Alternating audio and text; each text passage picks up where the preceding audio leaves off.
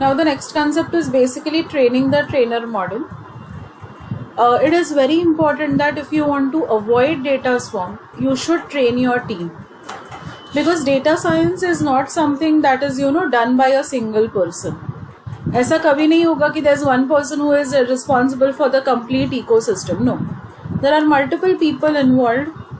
So everyone involved in your team should be trained about what is a data swarm, how to avoid it, what are the ways of handling it, and all those things. Okay, so we say that there are 3 cornerstones to ensure that the data is curated and protected. So what are these cornerstones? They are people, process, and technology. So you are responsible for your people. So आपको जो भी knowledge मिला है, आपको जो भी processes समझे हैं, you have to convey it to the people. आप सिर्फ वो आपके पास लेकर बैठोगे, आपका टीम कभी ट्रेन ही नहीं होगा. Okay? Now technology requires that you invest time to understand it fully. What happens is we are using the technology without knowing it 100%. So if you are not aware about the limitations, the drawbacks, the usage scenario of the technology, you cannot use it properly. Okay? A big part of this process is to ensure that the business users and the data scientists understand the need to start small, have a concrete question in mind, and realize that there is work to do with all data to achieve success. There are certain things which are important. You cannot say that today I'll start developing a big data science solution. That is not how it works. So that is first thing. You start small. Recursively you go ahead and you build upon it. The next thing is, you cannot randomly start, you cannot abstractly start. You need to have a good question in your mind. And unless and until you know your data in and out, you work on your data and you work with your data, you cannot achieve success in data science. Clear on this? Anyone has any questions? No questions? Okay. Now, we have certain terminologies with relation to shipping. Now, you have to understand that these are common terminologies which are used by people working in the shipping department. Now, whenever I say shipping, मतलब क्या होता है? It is where we are, giving or receiving the goods. So there is a seller. Who is a seller? Seller is either a person or it is a company who is selling the products. You have to understand one thing, that seller is a person or a company and it is not a location. It is a legal entity who is sending the products. जो product बेच रहा है वो seller है. जहाँ से products बाहर निकल रहे हैं, who is sending out the products, that is a seller. Now, who is a carrier? A person or a company that is physically carrying the products on the shipping manifest is a carrier. This is not a location. Again, carrier is not a location, but it is a legal entity who is responsible for transporting your products. Okay? उसके बाद आता है port. Port क्या है? Either entry port हो सकता है या exit port हो सकता है. So port is any point from where you have to either exit or enter a country. So maybe ये shipping port हो, maybe ये airport हो, maybe it is a border crossing if you are traveling by roadways.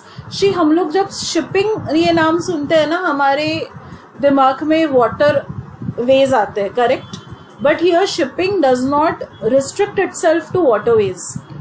It can be shipping the products via waterways, shipping the product via airway, shipping the product via road or train or any device. Are you understanding? I hope I am very clear on this aspect, guys.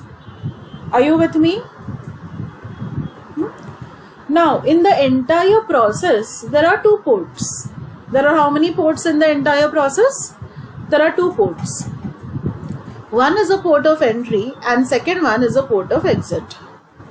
One is a port of entry and the second one is port of exit. Okay. Now the next one is ship. What is a ship? It is a common term, it is a general term that is used for physical transportation method that is used for goods.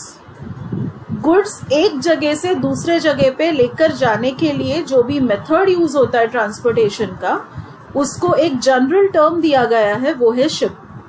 तो अभी ship क्या हो सकता है? It may be your cargo ship, it may be a airplane, it may be a truck, और it may even be a person who is taking the product from here to there. You know, you order food via Swiggy और जोमैटो. क्या करते हो जब food order करते हो via Swiggy और Zomato? There's a person who picks up your order from the hotel or the restaurant and carries your order to your home, correct? So in technical terms, that person is also a ship. You're understanding? Now, every ship has to be identified by unique allocation number. Yeah, someone was saying something. Sorry, I interrupted you. What was it? Okay, understood. ठीक है.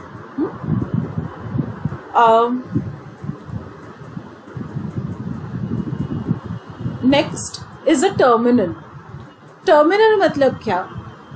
Terminal is a physical point and at which the goods are handed off for the next phase of physical shipping. Good एक person से दूसरे person को hand of किए जाते हैं so that you know it can transfer on next phase of shipping. So let's take our same restaurant wala example. The restaurant owner is handing over your parcel to the Swiggy person or the Zomato person. So that can be considered as a terminal. It is a physical point at which the goods are handed off for the next phase of physical shipping. Then named place. It is a location. Understand now. It is a location where the ownership legally changes from the seller to buyer.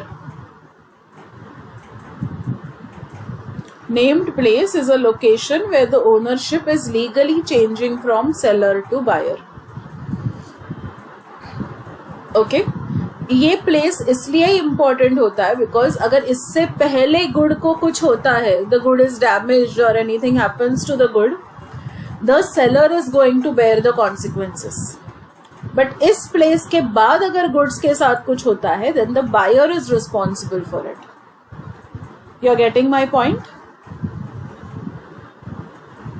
And now who is this buyer? Buyer is either a person or it is a company who is receiving the products on the shipping manifest. Okay? Now, in our case, the buyer can be warehouses, they can be shops, they can be customers. You have to understand that this is not a location. Buyer is not a location. Buyer is a person or a company who is receiving the products. So, it is a legal entity who is receiving the products. The definitions are pretty clear. Yes?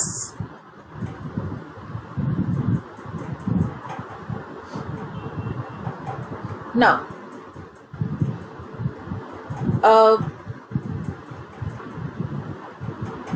you have something which is called as Incoterm 2010. It is summary of basic options as determined and published by a standard board.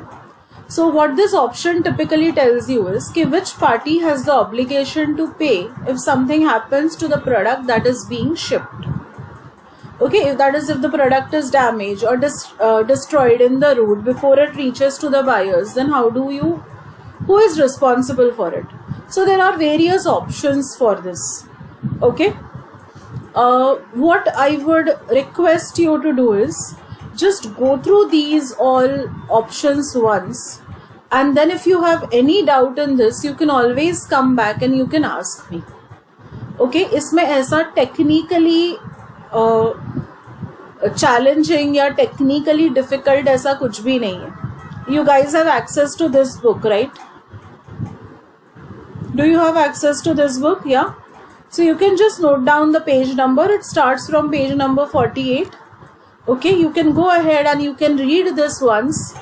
And if you have any doubt in this, you can always come back and ask me. But please note, ये अच्छे से करके जाना, because ये exam में पूछा गया है इससे पहले. ओके,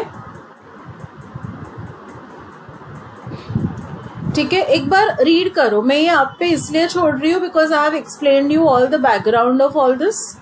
एंड अभी आपको सेलर क्या है, बायर क्या है, पिकअप क्या है, ड्रॉप क्या है, शिप क्या होता है, पोर्ट क्या है, ये सब पता है, right? You know all these terms. I explained you those terms only so because you will be comfortable with that part, and then you can obviously read this on your own once. Just give it a try. अगर आपको उसके बाद भी लगता है कि अरे ये नहीं हो रहा है मुझसे, you can always come back and ask me. I am there to explain it to you. Okay? Now the next one is other data sources or stores. So where can you store your data when you are working with data science ecosystem? One is SQLite. Now if I am working in Python and I am using SQLite, I need to work with a package which is called as SQLite 3. Okay. Now similarly you can work with Microsoft SQL Server, and you can just establish the connection using this code. Similarly you can work with Oracle, and you can also work with MySQL. And then I also explained you Apache Cassandra. In case you remember, in first unit I had explained you this. मैंने आपको ये भी बोला था कि आप first practical perform करोगे जो Cassandra का होगा. Okay, yes, no. And then you have something called as Apache Hadoop. Apache Hadoop provides you a lot of packages. One of them is MapReduce, and another one is HDFS API for Hadoop. What is HDFS? It is Hadoop Distributed File System. It is Hadoop Distributed File System. Okay. Now you have PyDoop 9. It is a Python interface to the Hadoop that will allow you to write MapReduce application, and it will allow you to interact with HDFS using Python programming language. Similarly, you can also work with Microsoft Excel. You can work with Apache Spark, Apache Hive. You can work with LUI-GI. It enables a series of Python features which can build complex pipelines into batch jobs. आपको जब pipelines के साथ work करना है, workflow management handle करना है, dependency handle करना है, then you can use LUI-GI. Okay, जैसे Hadoop का खुद का स्टोरेज है, वैसे Amazon का भी खुद का स्टोरेज है, which is called as S3. It stands for Amazon Simple Storage Service. Okay, so simple storage and service, so S3. Okay. Now जैसे मैंने आपको बोला कि अगर Python में Hadoop के साथ काम करना है तो PyDoop 9 is the package that you will use. Similarly, if you want to work with S3, you have S3 package as well as you have package boot. Okay, which allows you to connect to S3 REST API. I hope you guys are. हाँ, बोलो ना.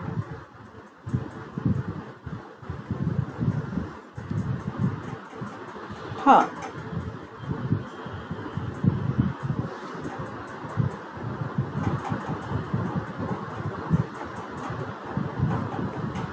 yes, obviously, because the API is different now. For that, the methods are different, so obviously you will have to explore that package, you will have to learn that package.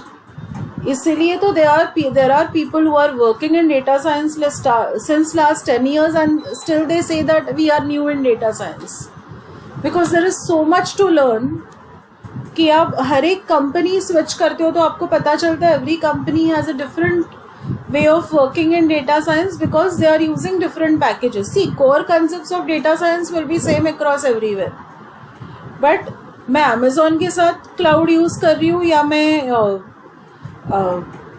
Hadoop use कर रही हूँ, उसके फिर packages change होते हैं, उसके अंदर के methods change होते हैं, the way you work changes because architecture अलग अलग होता है.